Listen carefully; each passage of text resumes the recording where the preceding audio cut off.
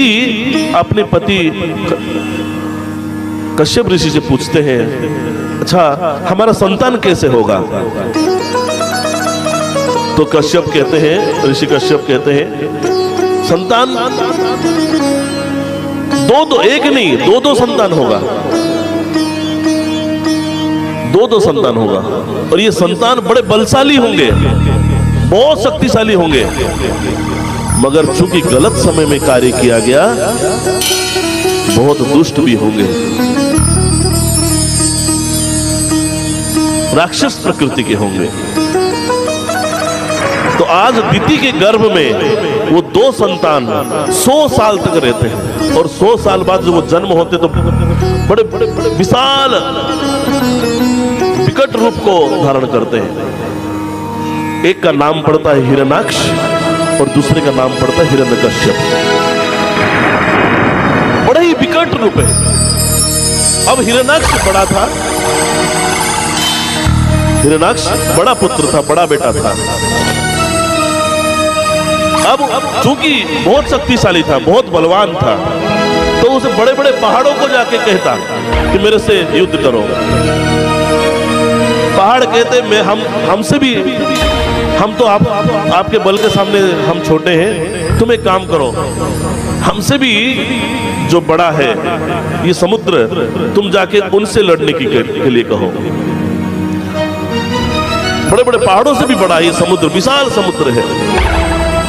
तो हिरण्याक्ष जाकर वो समुद्र को कहता है, हे समुद्र, तुम मुझसे लड़ो, मैं लड़ना चाहता हूं, युद्ध करना चाहता हूं। तो समुद्र कहता है, मैं भले ही विशाल हूं, मगर मुझे जिसने धारण किया है वो है पृथ्वी, वो मुझसे भी बड़ा है, तुम जाओ और उससे युद्ध करो। तो आज हिरण्याक्ष जाकर पृथ्वी से युद्ध करने के लिए कहता है, और पृथ्वी को, अब देखिए, पृथ्वी को लेकर वो पाताल के गर्भ में चला जाता है। पृथ्वी को लेकर पाताल के गर्भ में, जहां पर दलदल है, जहां पर दुर्गंध भरी स्थान है, वहां पर ले जाता है। तो जब पृथ्वी दुर्गंध भरी स्थान पर जब गया, तो पृथ्वीवासी जितने भी लोग थे, सबके अंदर हाहाकार मच गया। सबने भगवान को पुकारा, कहा भगवान आप कृपा करके रक्षा करिए कि हम कहां आ गए। तो भगवान ने तब सभी को कृपा करने के लिए, सोचिए, बराह यानी सुवर, सुवर कहां रहता है? गंदगी, जहां दुर्गंध होता है, जहां गंदगी होता है, जहां कीचड़ होता है, वहां पर रहता है। सोचिए, हम लोग की रक्षा के लिए, हम लोगों के ऊपर कृपा करने के लिए भगवान ने कितना गंदा गंदा रूप भगवान ने धारण किया। बराह अवतार तक भगवान ने धारण कर लिया हम लोगों को बचाने के लिए, इस मनुष्य जाति को बचाने के लिए। मगर हम भगवान को थोड़ा सा भी नहीं समझते, अपना नहीं समझते, थोड़ा सा भी अपना नहीं समझते।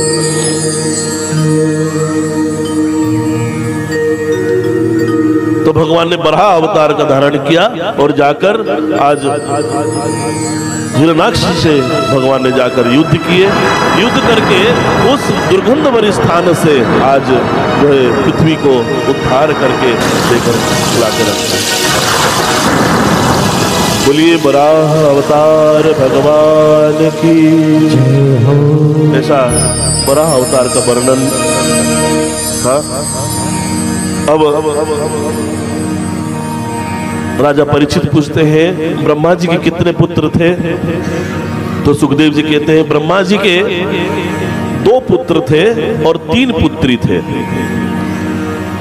2 पुत्र, पहले पुत्र का नाम था उत्थानपाद और एक का नाम था प्रियव्रत, और 3 पुत्री, एक का नाम था देवहूति, प्रसूति और आहुति।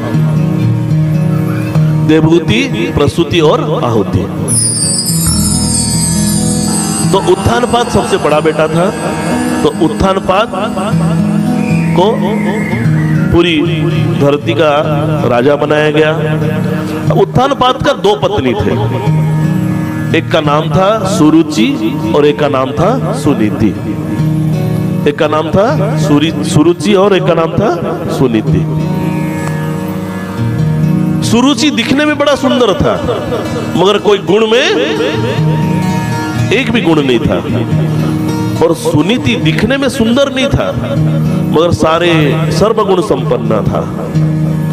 मगर आजकल कौन सुंदरता को ही, सुंदरता के पीछे ही से भागते हैं, भले ही गुण ना हो।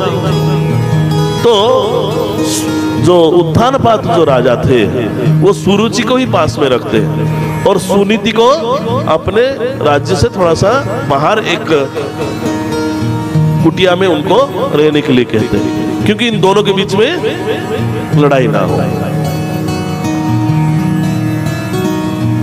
सुरुचि से एक पुत्र हुआ जिसका नाम पड़ा उत्तम, और सुनीति से एक पुत्र था जिसका नाम था ध्रुव। जिसका क्या नाम था? ध्रुव। एक दिन सुरुचि के साथ राजा उत्तानपाद कहीं युद्ध पे गए, और उस युद्ध से जब वापस आए, कई दिनों बाद विजय लाभ कर जब वापस आए, युद्ध से विजय लाभ कर जब वापस आए, बहुत दिनों बाद ध्रुव ने अपने पिताजी को देखा और जाकर उनकी गोदी में जाकर बैठ गया।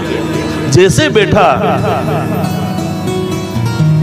आज सुरुचि ने उस ध्रुव को हाथ पकड़कर बाहर कर दिया। कहा कि हे ध्रुव, तुम अगर तुम्हारे पिताजी की गोदी में अगर बैठना चाहते हो तो अगले जन्म में तुम मेरे पुत्र बनकर जन्म होना, तब तुम बैठोगे।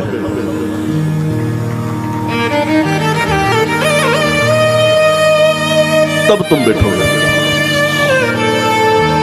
अब ये सुनकर रो रो कर आज ध्रुव अपनी माता सुनीति के पास जाता है और कहता है, माता, मेरे पिताजी की गोदी में क्या मैं बैठ नहीं सकता? मेरी छोटी माता कहती है कि अगर तुम पिताजी की गोदी में बैठना चाहो तो तुम्हें एक और जन्म लेना होगा। क्या मैं मेरे पिताजी की गोदी में नहीं बैठ सकता? तो आज सुनीति अपने बेटे को कहते हैं, अरे बेटा, तो तेरे पिताजी वो इस जन्म के पिता है, अगले जन्म में तेरे और कोई पिता होंगे, पिछले जन्म में तेरे और कोई पिता थे, तो तो इसी जन्म के पिता है। मगर हे ध्रुव, तुम जानते हो ये जितने भी जन्म के जो पिता हुए हैं, इन सबको जन्म देने वाला परम पिता है। वो परम पिता के गोदी में अगर तुम जाके एक बार बैठ गए हो, अगर बैठ जाओ तो तुम्हारा जीवन ही धन्य हो जाएगा। आज सुनीति ने ऐसा सुंदर सुंदर बातें अपने बेटा ध्रुव को कहा।